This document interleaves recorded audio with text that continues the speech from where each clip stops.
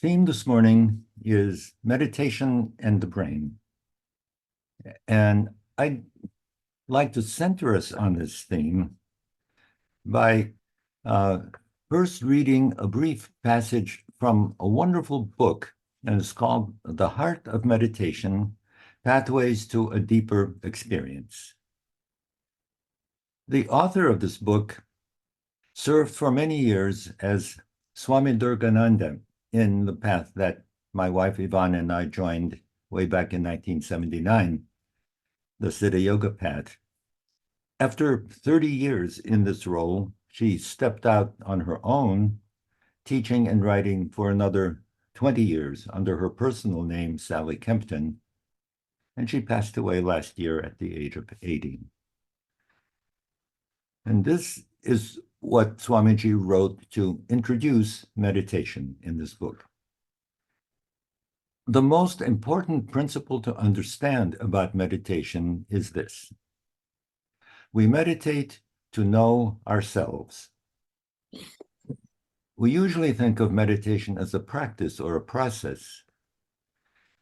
Yet meditation is also a relationship. If it is a process, then it is the process of coming into relationship with our own consciousness. In the Bhagavad Gita, Lord Krishna defines meditation for his disciple Arjuna in this way. In meditation, the self is seen. In meditation, the self is seen. This explanation offered by Swami Durgananda is very much in line with what Dr. Sane talked about last Sunday, and likewise with the first four aphorisms of Patanjali's Yoga Sutra. And here is how these aphorisms read in the rendering of a highly respected American scholar and practitioner, Barbara Stoller Miller. One, the first aphorism is an opening and a welcome. This is the teaching of yoga. 2, yoga is the cessation of the turnings of thought.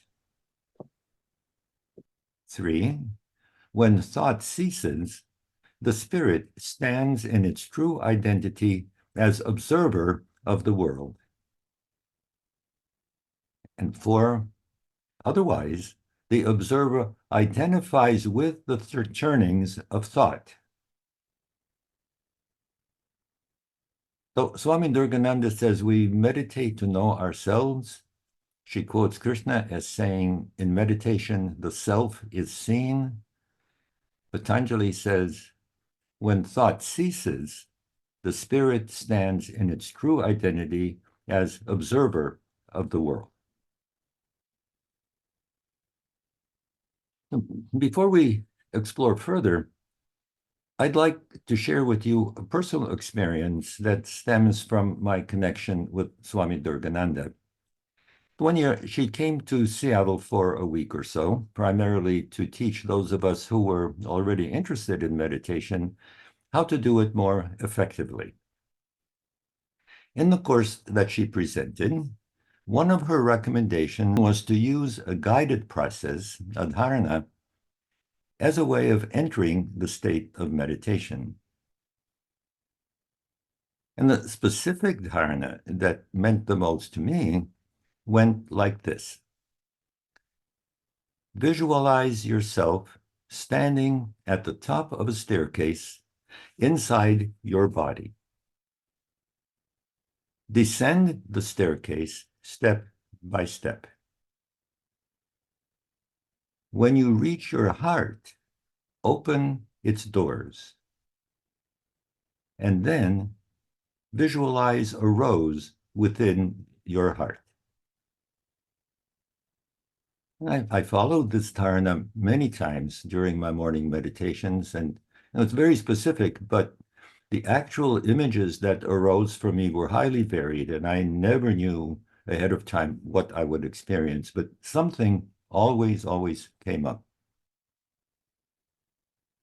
One day, my experience was so powerful that I have never forgotten it. The person at the top of the stairs within me was not I, but Yvonne, my wife. She was dressed in the white sari she had worn during our wedding in Delhi in 1960, some 25 years earlier. The end of the sari was draped over her head, just as it had been then at the wedding. She moved gracefully down the stairs within me to the level of my heart. But when she arrived at my heart, there were no doors to open. My heart was already open, and she walked right in. And as she entered, her figure disappeared, and the entire space was filled with blue light.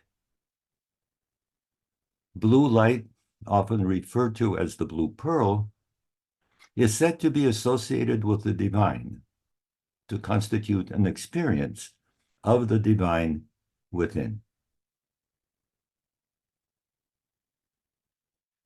This experience of mine was totally sudden, totally unexpected, and it truly felt like a holy moment. And it might seem that approaching experiences like this from a physical, a material point of view, linking them to the body and the brain, would not be doing them full honor, would somehow diminish them. But to me, a bit of reflection shows that this is not the case, not even in ancient tradition. Consider, for example, Patanjali's 8 limbs of yoga, of which meditation is one. What are they? Yama, restraints. Niyama, observances. Asana, posture. Pranayama, breath control. Pratyahara, withdrawal of the senses. Dharana, concentration. Dhyana, meditation. And samadhi, sometimes defined as a state where consciousness is unaware of any object external to itself. That is, it is only aware of its own nature as consciousness. That is the goal. Now, look at these 8 limbs and ask, to what extent is the body involved? Well, the answer is a great deal. Under Yama, for example, Patanjali includes ahimsa, not causing bodily harm, physical harm, asteya, not stealing, presumably physical objects, and brahmacharya, various ways of exercising sexual restraint. These categories of yama are all embedded in the material world. Among the niyamas are tapas, austerity or self-discipline, and swadhyaya, study of the Vedas and contemplation of one's own thoughts and actions. Again, engagement with the external material world. Then come asana and pranayama. Well, the body is the whole focus of these practices. Pratyahara, the withdrawal of the senses, is often described as constituting a transition from deep engagement with the material world to the inner processes of dharana, dhyana, and samadhi. So Patanjali did not distance himself from the material world, even though his goal was to reach a state in which that material world, including the mind, did not interfere with becoming aware of one's own nature as consciousness. In fact, Patanjali teaches that our bodies, including control over our bodies through such practices as asana, pranayama, and meditation, are integral to the spiritual search. They're among the limbs of yoga. So this is a classical view of meditation and its place in one's overall spiritual search. In recent times, an absolutely vast literature has accumulated on the physiological accompaniments of meditation. There's no way that I can somehow condense it for you. I will just give you an illustration. And let me share a bit of the work of Herbert Benson. Benson was for many decades a professor of cardiology at Harvard Medical School. Then he became a professor of mind-body medicine. This is a whole field of medicine that he helped to establish. He was the founding president of the Mind-Body Institute at Harvard, and later he founded a similar institute at nearby Massachusetts General Hospital, which is a leading clinical research institution. He published nearly 200 technical papers. He wrote a dozen books. They sold 5 million copies in multiple countries. This was a very influential figure.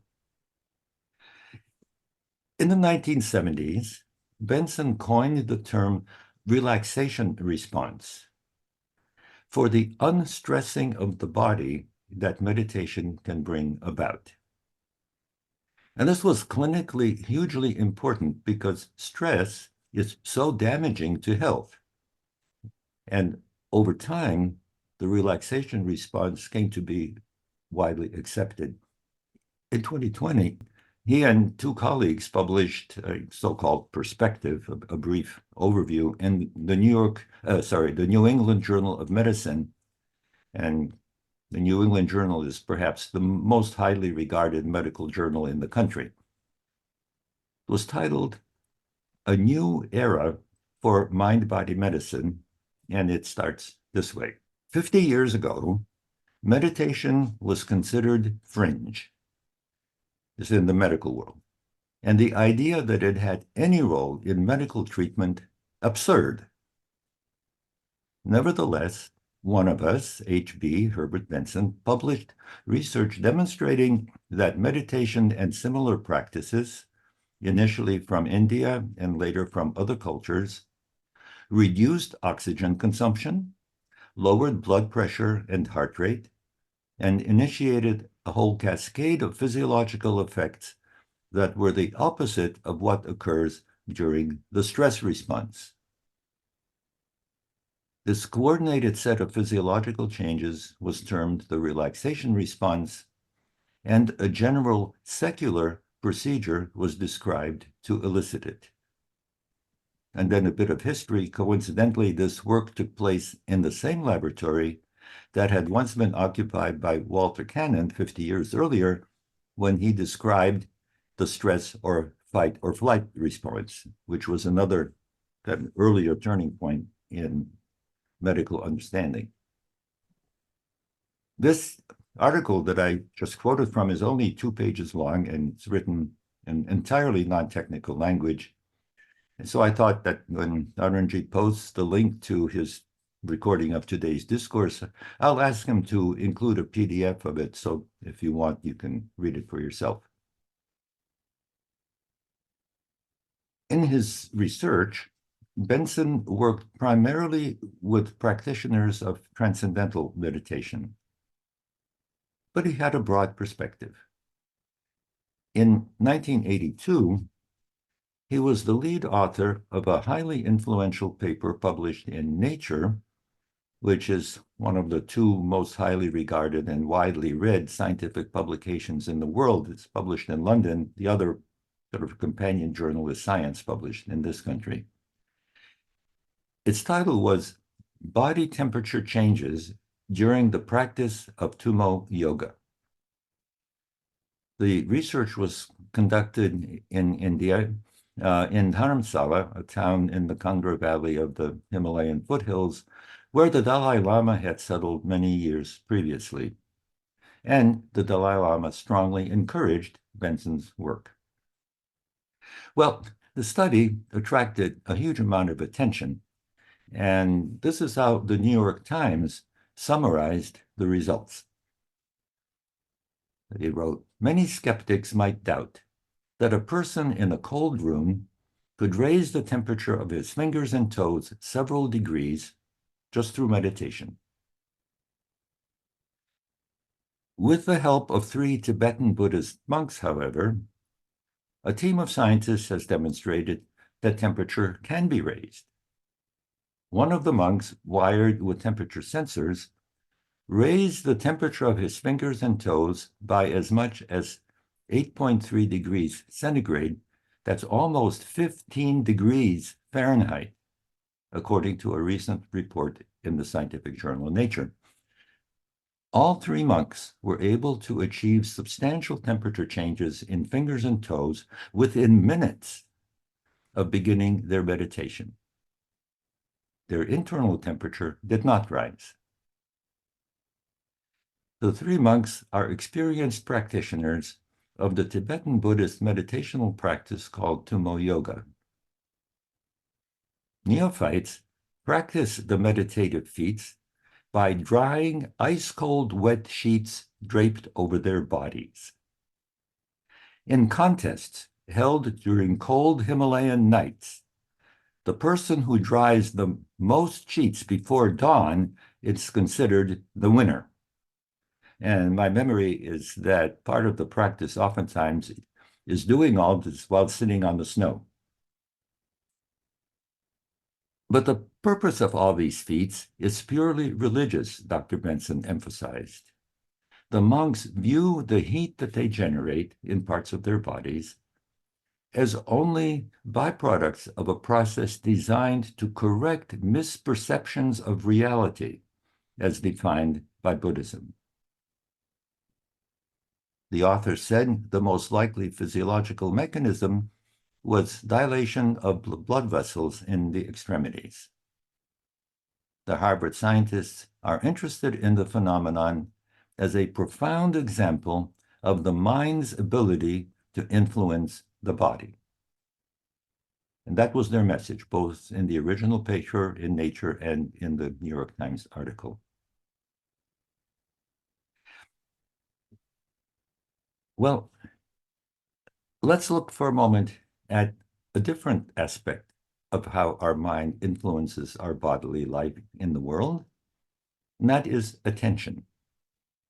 We'll do that via work based on a meditation approach that has become very widespread, mindfulness meditation. The wide acceptance of mindfulness meditation is due both to the fact that it produces very positive health effects, thoroughly documented, and to the fact that it does not incorporate any language that refers to a metaphysical or religious perspective. It is derived from a type of Buddhist practice, but it has been rendered very deliberately secular. It's potentially usable in any context. In addition, it is exceptionally easy to teach.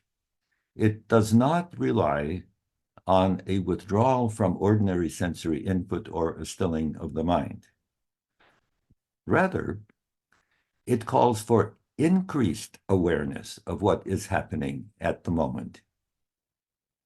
And so if you're sitting, you might practice being aware of the fact that you're sitting upright. Or you might notice what's happening on the soles of your foot. Are there any sensations down there? Right? It's focused on experiences of the moment.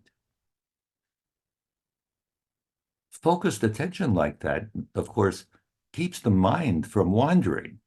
And that is a goal that is shared by virtually all traditional systems of meditation. But the practitioner is never told that the material world and the experiences that it generates are somehow to be avoided. And this is a very positive feature for many people. So let me now draw on a book published in 2021 called Peak Mind. The author is Amishi Jha, a really outstanding investigator currently at the University of Miami, who immigrated to this country as a child from Gujarat. So attention is key to our successful navigation in the world. We are not even aware of external events to which we pay no attention. And I could give you hundreds of examples of that, including some very interesting studies.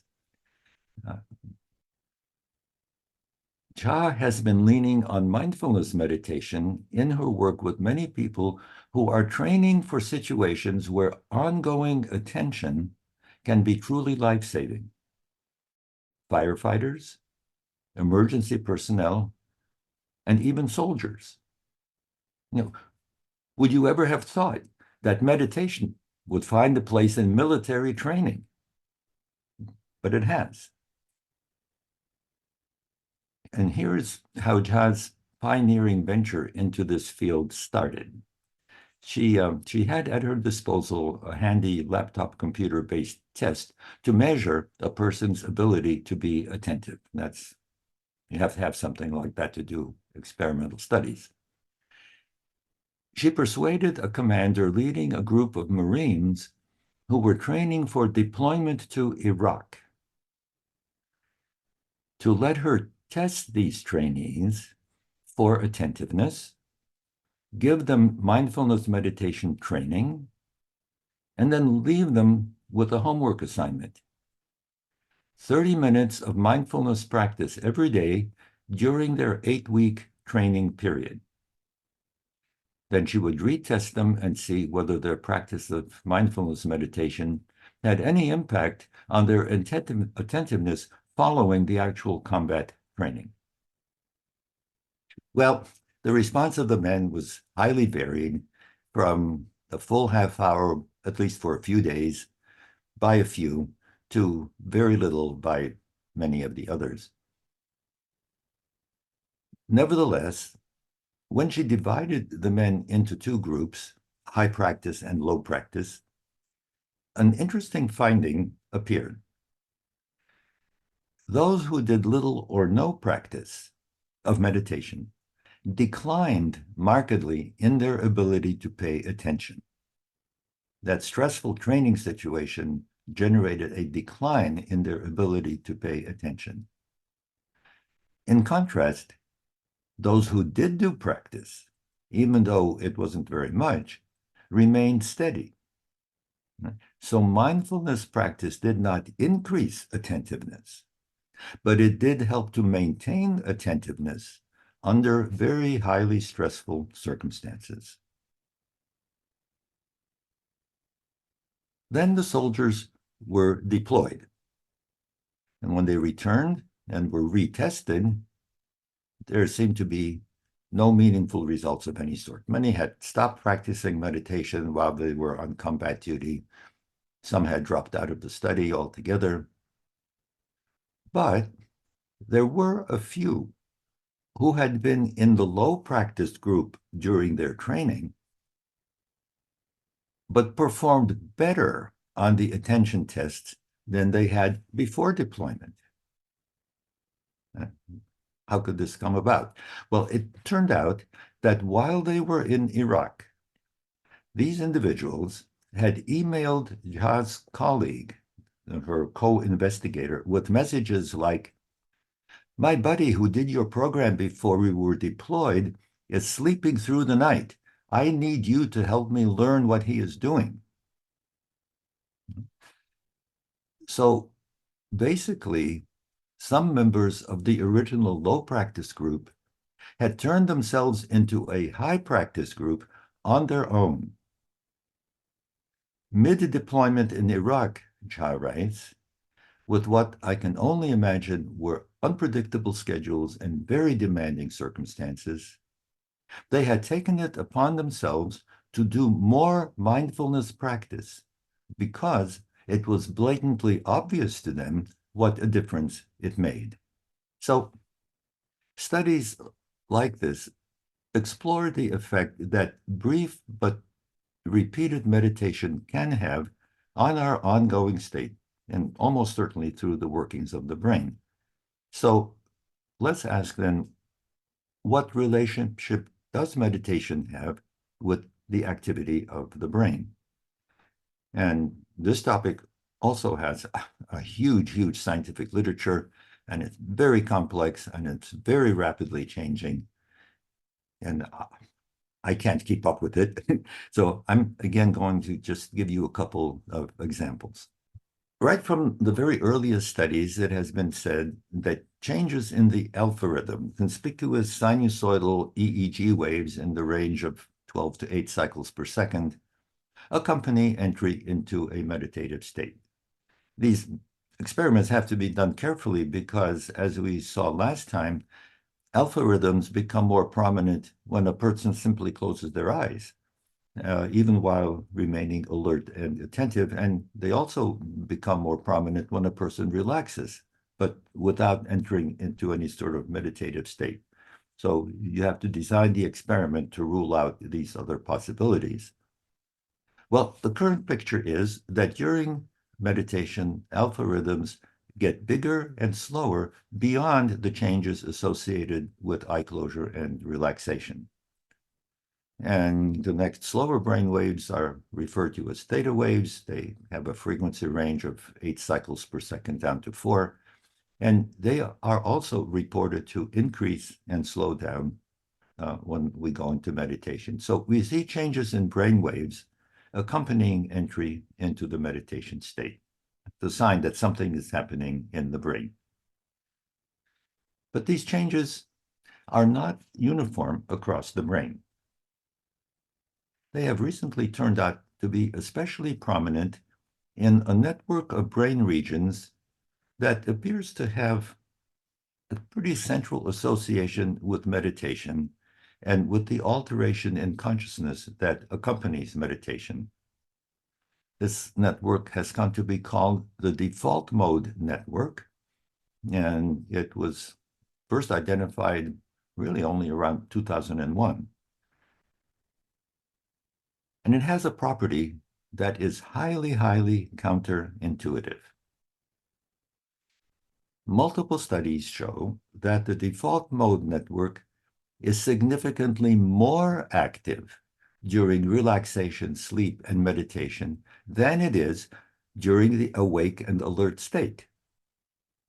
Yeah. How many of us would ever have imagined that a major region of our brains is more active when we are at rest or even asleep than it is when we are consciously engaged with the world around us?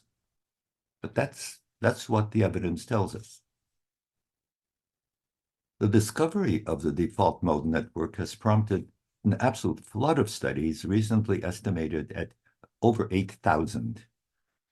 Well, let me now tell you about just one, conducted by an interdisciplinary team in Bangalore and published in another leading journal, Frontiers in Human Neuroscience. A major component of the study was EEG recordings, but analyzed in a really highly quantitative way. And these analyses included not only the overall frequency composition of the EEG, the alpha rhythms and theta rhythms and so on, but also the occurrence of so-called microstates. And I have to tell you, I only first heard of these microstates about 3 days ago. Microstates are abrupt changes in electrical activity on a time scale of around a tenth of a second, 100 milliseconds. And they were only first recognized in 1987 when it became possible to analyze EEG recordings in a super highly mathematically analytical way. So this team in Bangalore studied both experienced meditators and comparable people who had no meditation experience. And the meditators all came from a single group called the Brahma Kumari Spiritual Organization, which is actually worldwide, but has a large number of centers in Bangalore from which the volunteers came. And here's a small portion of what this research team found. Meditators had increased power in their alpha, theta, and beta frequencies in the meditation state compared with the rest state, right? This is consistent with previous findings, more of these big rhythms. We experience relaxation and meditation as being different.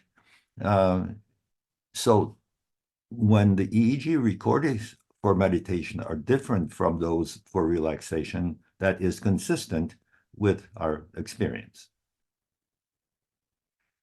2, when at rest but not meditating, the experienced meditators had increased duration and higher frequency of occurrence of those microstates compared to the control non-meditators.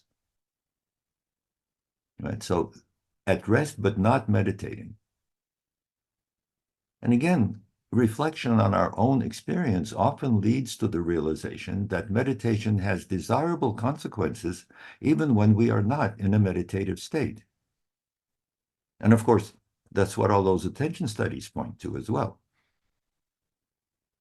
The new findings indicate that such carryover effects manifest in brain activity as well as in our internal experience. So another correlation. And there was this is 3, there was a strong correlation in the duration of the microstates in meditators with their years of meditation practice, even when increased age of the individuals was accounted for. So the practice of meditation has a cumulative effect over years on the brain's meditation-associated changes in electrical activity. And this finding, again, is in alignment with most people's experience of meditation. The longer we meditate on a scale of years, the greater the effect of the practice on our ongoing internal state. So we see that the brain system that, at present at least, appears to be the most associated with meditation, is default mode network, exhibits changes in its electrical activity that correlate closely with the personal experience that we have of meditation and of its impact on our lives. And I'd like to close with a rather profound perspective on the default mode network, which, by the way, is only one of a number of functional networks that are being uncovered in the human brain, as in part as technology advances. It is the closing of a paper published just a few months ago in the journal Neuron by a psychiatrist and really brilliant investigator at Stanford, Vinod Menon. Menon, by the way, got his start in academia with a BSc in physics from IIT, and I have not yet found out which IIT. Doesn't appear in his bio. His work as a psychiatrist, as well as a neuroscientist and a highly sophisticated quantitative analyst and modeler, is evident in what he writes. And this is the closing paragraph of this very recent paper. The unifying model I have outlined posits that the default mode network combines episodic memory, language, and semantic memory processes to generate an ongoing internal narrative and subjective continuity of internal mental thoughts. And that it underlies our ongoing internal experiences. This narrative, which is unique to each of us, plays a critical role in the construction of a sense of self, encompassing the individual self and the social self. The individual self embodies our ability to introspect and be cognizant of our thoughts, emotions, and actions. The social self involves perspective taking, navigating social situations, forming and maintaining relationships, and understanding one's behaviors within a social context. Together, they forge a multifaceted personal narrative that shapes how we perceive ourselves and interact with others. The inner narrative guides our stream of thoughts, feelings, and mental images. It shapes our subjective experience of the world, and it forms a vital component of human consciousness. And he's tying all this to the electrical activity of the default mode network. So now we've had a kind of a flying tour over an enormous landscape. We started with the classical conception of the goal of meditation, to be aware of our own nature as consciousness. We touched on the many, many positive effects of meditation on our inner state, on our physiology, on our health, even on our ability to handle extremely stressful and dangerous situations in the best possible way. We sampled studies on the relationship between meditation and the body, and also specifically between meditation and the brain. And we closed with a look at a particular network in the brain that is suggested to play a role in our self-awareness and in our consciousness. So I hope that this has not been too complex and too fast, and that we can have an active conversation. Thanks, everybody. And Johnny, that was great. I think I'll start my meditation now regularly. Now, I have a question. Goal achieved. I have a question. Like you talked about this default mode network. Yes.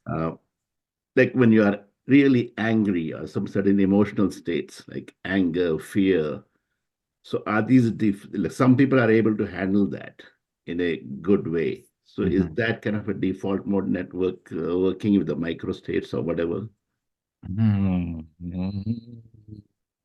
I'm afraid I can't answer that totally out of ignorance. As I say, I first read about the default mode network less than a week ago. So there's a ton of things that I don't know. I sort of suspect that the default mode network does not operate on its own. It has interconnections with many other, or a number of other networks, and certainly a number of brain regions that have relatively specific functions. And there is quite a mapping of regions in the brain that are especially associated with emotions, strong emotions. So totally guessing, right? If the default mode network would help you become aware of the fact that you are angry. And if you wanted to calm down your anger, then possibly the default mode network would signal to the more specific anger-related areas that they should calm down. They should calm down. Something like that. It would be part of a system. My best understanding. Good. Yeah. Thank you. Yeah. I wish I could be more precise. Well, I mean, it's a new science, so. I think in meditation, you are able to observe that you are angry because you are able to dissociate yourself from yourself. That helps you calm down. Yes, and remember all those initial studies of Herbert Benson's that were not tied to the concept of sort of being aware of your own self. They were meditation techniques that he employed without the philosophy behind them. And even those techniques were extremely effective in situations like that. The initial studies were on moderating the stress response, but stress and anger and such are pretty closely related. So yes, there is a ton of evidence that says that a meditation practice does make you less subject to exploding into emotional states. So, Johnny, when we met at Ned's memorial, you talked about mindfulness, and for somebody like me who can never stay calm and quiet, that might be a good way. Do you have suggestions on where and how to start? Well, Yes, I mean it's very widespread, and there are many sites that will lead you through a mindfulness practice. One place that I think I will also ask Arunji to post when he posts the recording is a very brief video, YouTube video by Richard Davidson, who is a professor of psychiatry at the medical school in Madison, but has been very prominent in the study of mindfulness meditation and has also worked closely with the Dalai Lama for decades. And that's a 4-minute example of mindfulness meditation. His own studies have focused on mindfulness meditation. And it's just a nice example of a very totally simple way of entering into a mindfulness meditation experience. And for some time, I was actually going to close this presentation with that 4-minute video. Then early this morning, I discovered the paper from which I quoted. So I replaced the video with the quotation, but I'll make sure that you get the link. And basically, all he asks you to do is to sit upright comfortably in your chair, close your eyes, and pay attention to your posture. Don't get rigid, stay loose, but stay upright. Well, it takes discipline to do that.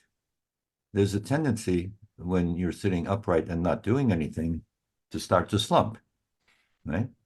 So you have to pay attention to maintain an upright but relaxed posture. Doing that constitutes mindfulness meditation. Or there's a wonderful example in Amishi Jha's book. In fact, she has a number of sets of instructions, but one of them caught my attention because it's so simple. It was again started with sitting upright and paying attention. And she says, okay, pay attention to one of your toes. You know, what's it like? Is it warm? Is it cold? Is it itchy? Just pay attention. And once you've paid attention,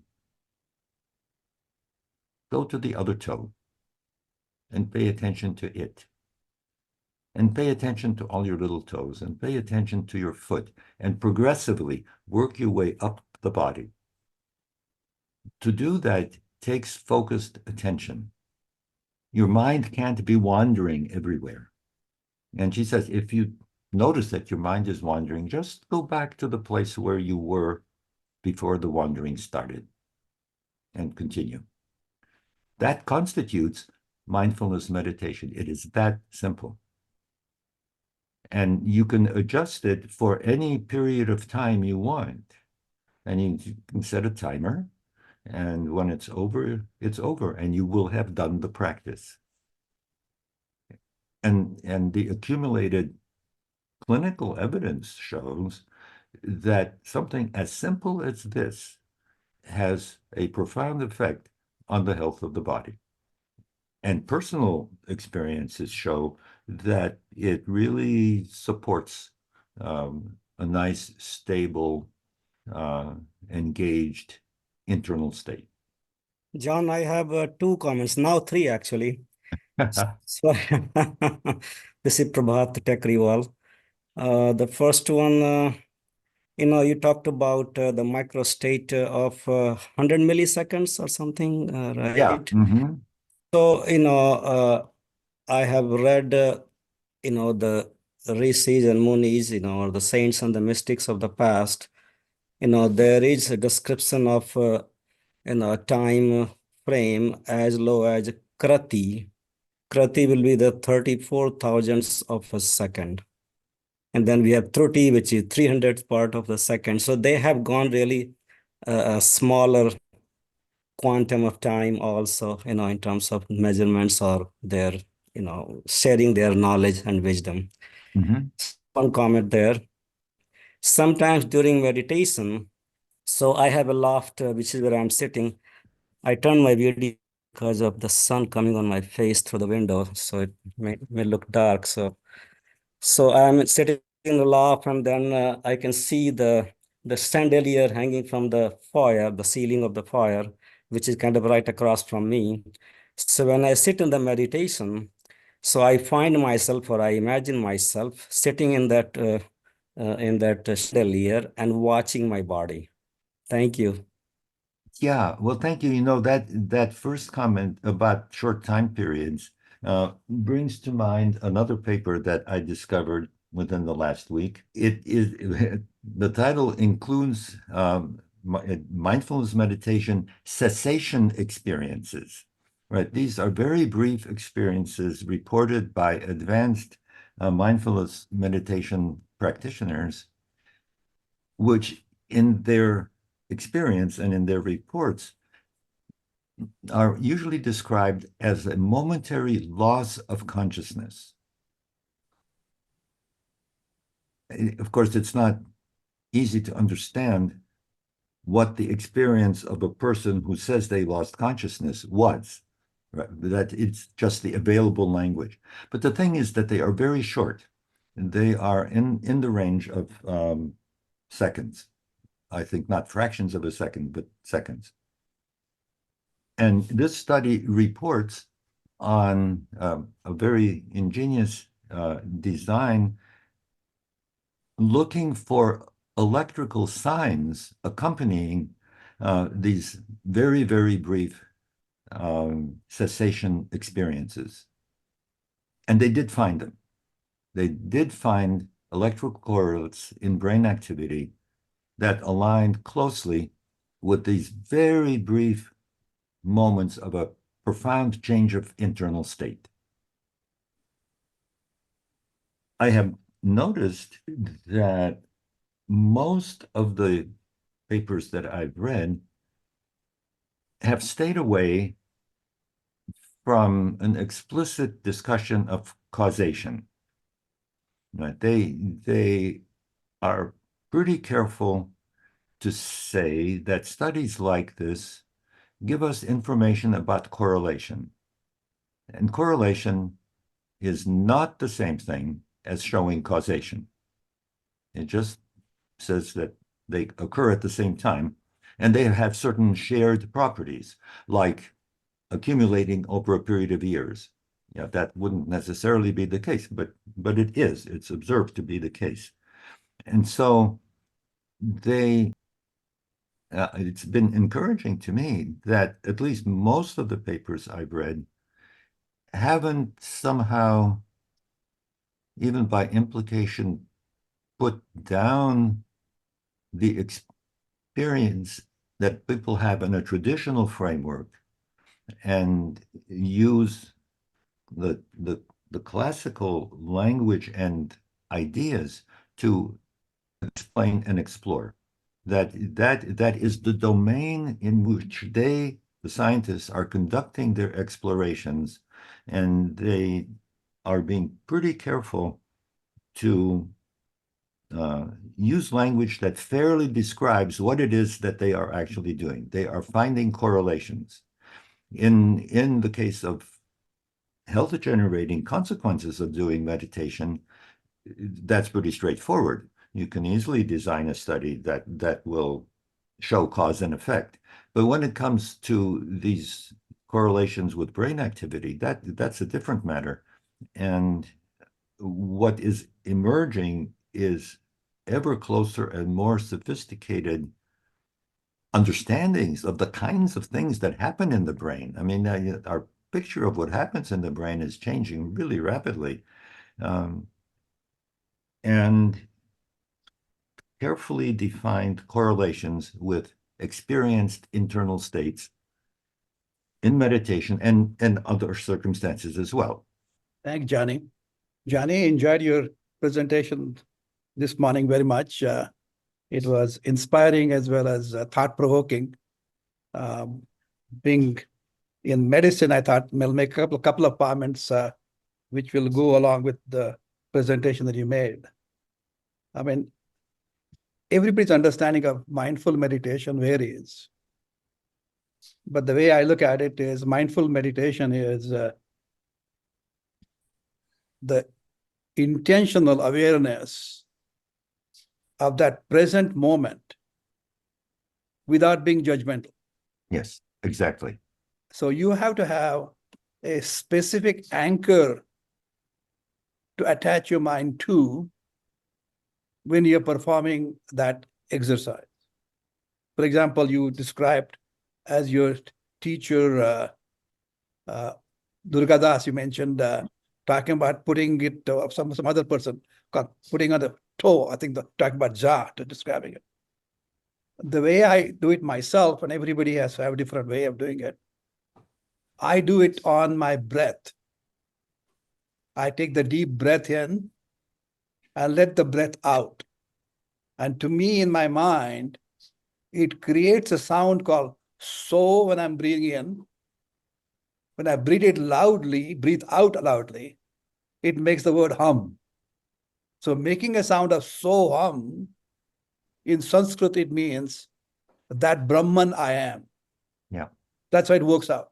So as you're describing it beautifully, as you emotionally, thoughtfully, spiritually inspiring comment about walking down the staircase with your bride and getting merged at the very bottom of the staircase with her that you bear all along.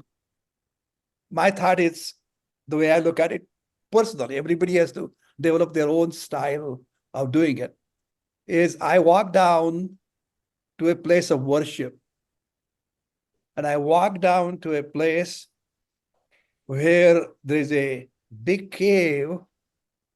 At the end of the cave, there is a Shiva Lingam. So I'm walking through a cave where I arrive at that particular place.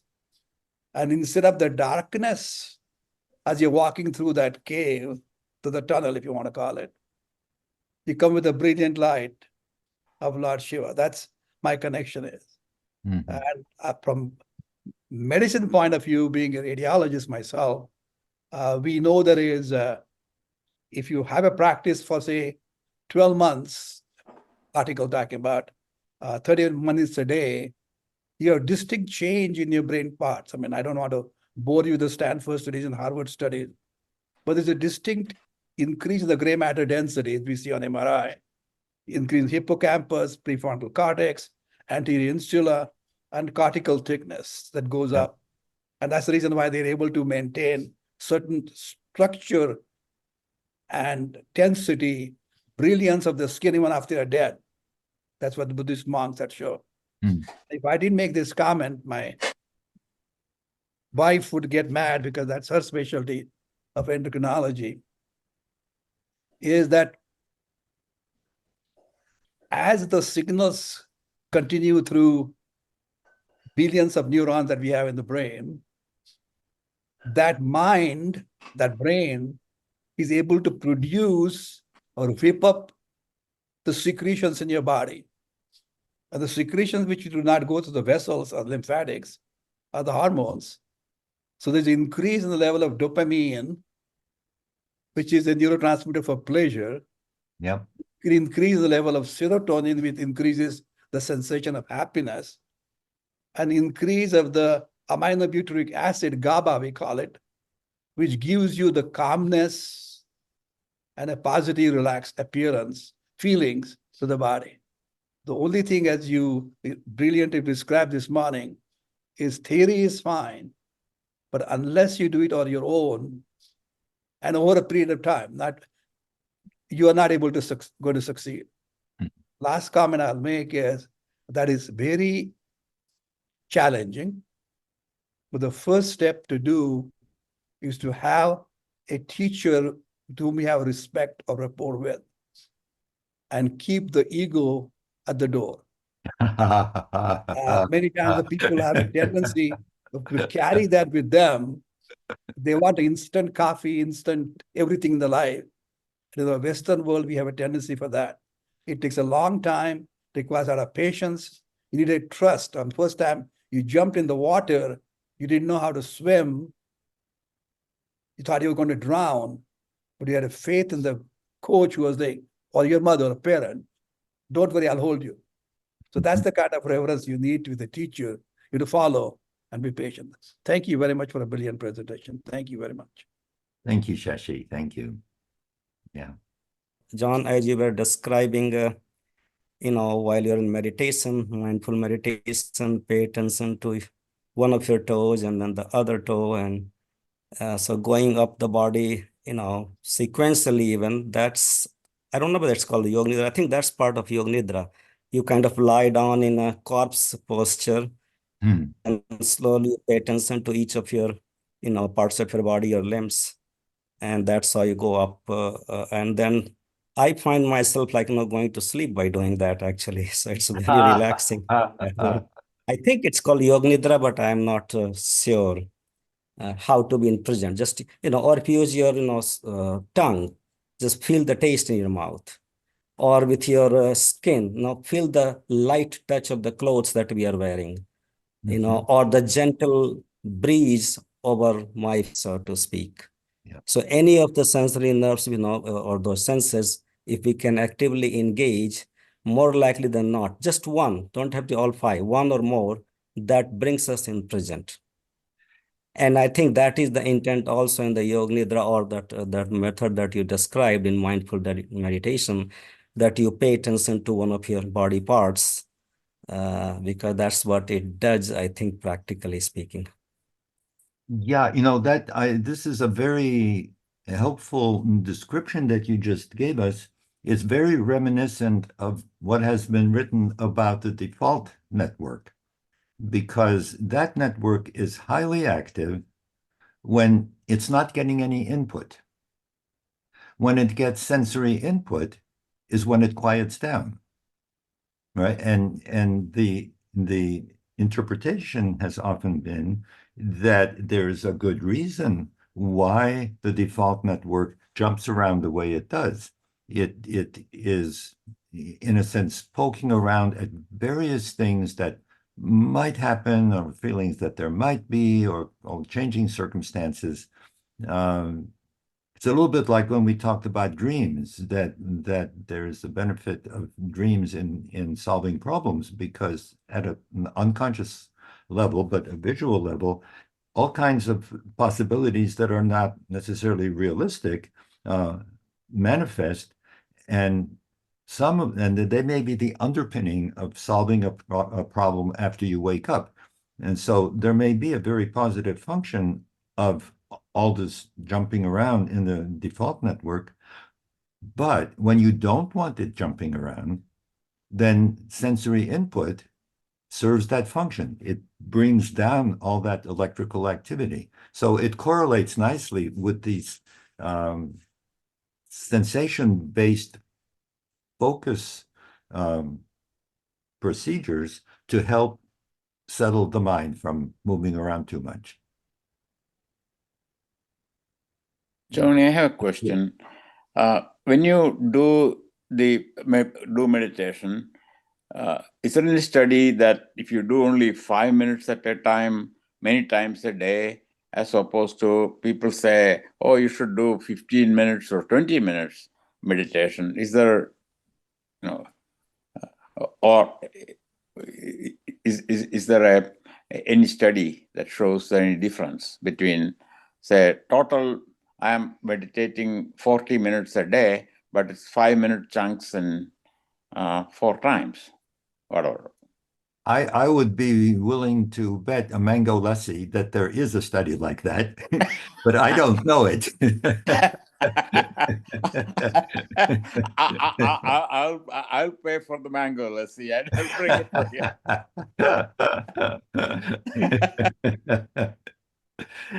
Yeah, one of the things I discovered is that there have been multiple attempts to classify different techniques of meditation, because there's such a wide range.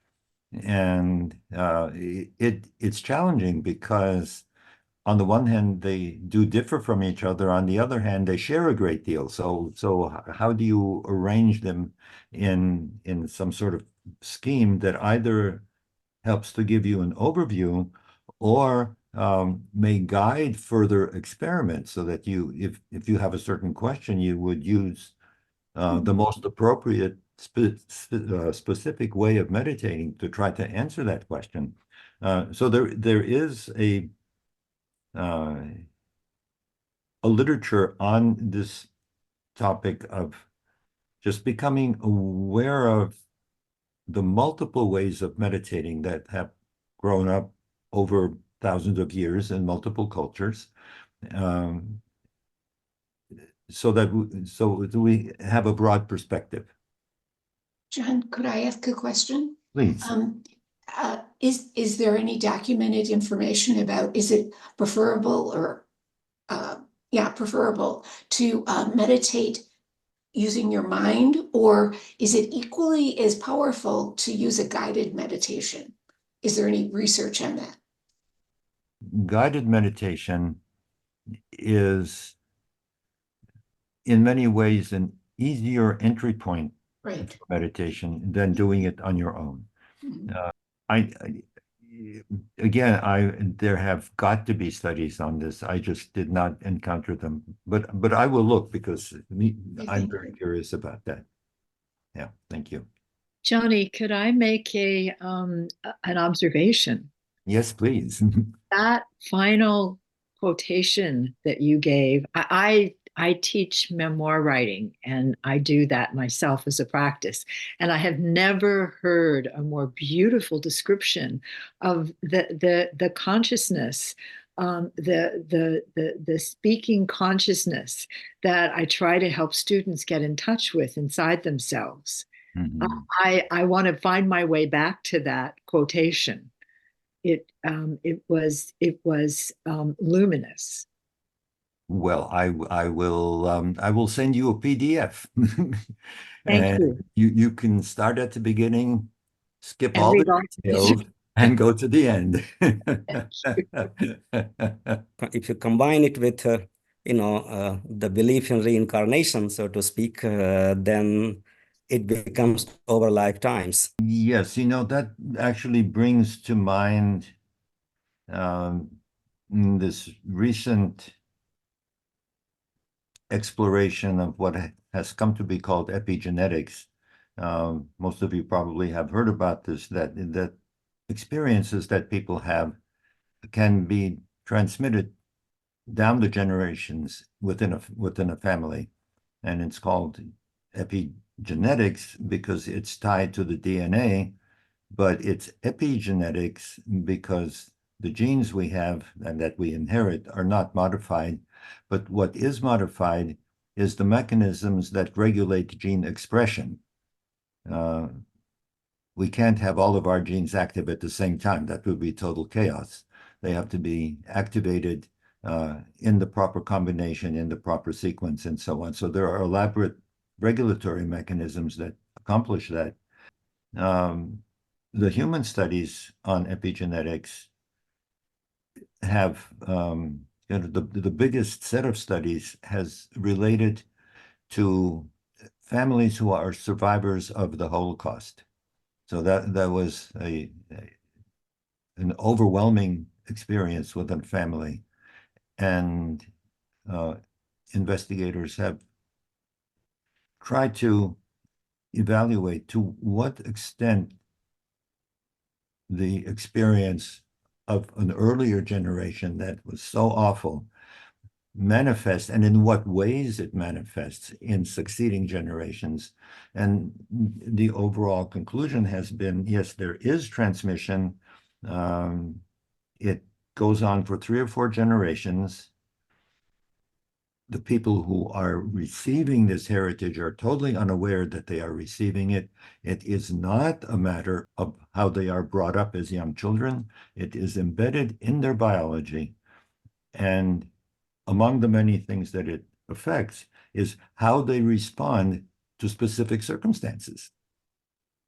Right? And so if you are asking something like which meditation method is the most effective, it is entirely possible, even outside of multiple births, that there are factors within us that bias us in certain directions and away from other directions that are inherent in us. They're not even the outcome of upbringing.